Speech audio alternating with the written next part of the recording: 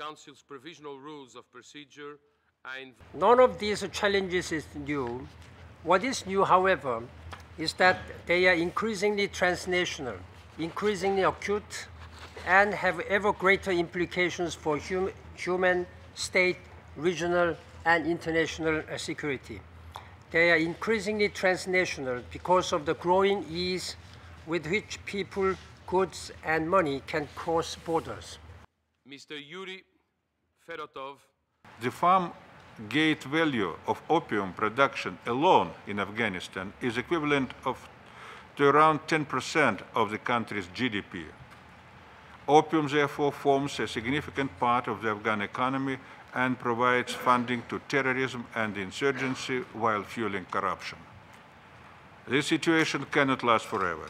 The time has come for more result-oriented response to this challenge, the response which is based on concrete action and shared responsibility. Director of the United Nations Office on Drugs. We live in a world that is on the move.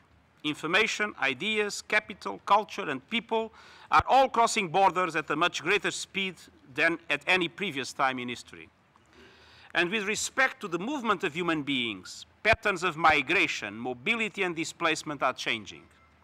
Increasingly, the traditional distinction between migrants who cross borders in search of a better life and refugees who are forced to flee persecution and conflict has become blurred. Right. This year's protests in the Middle East capture world attention and topple some governments.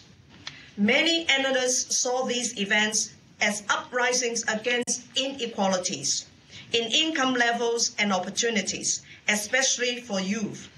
Some experts now believe that greater equality must become the new economic and political imperative for a stable and more secure world.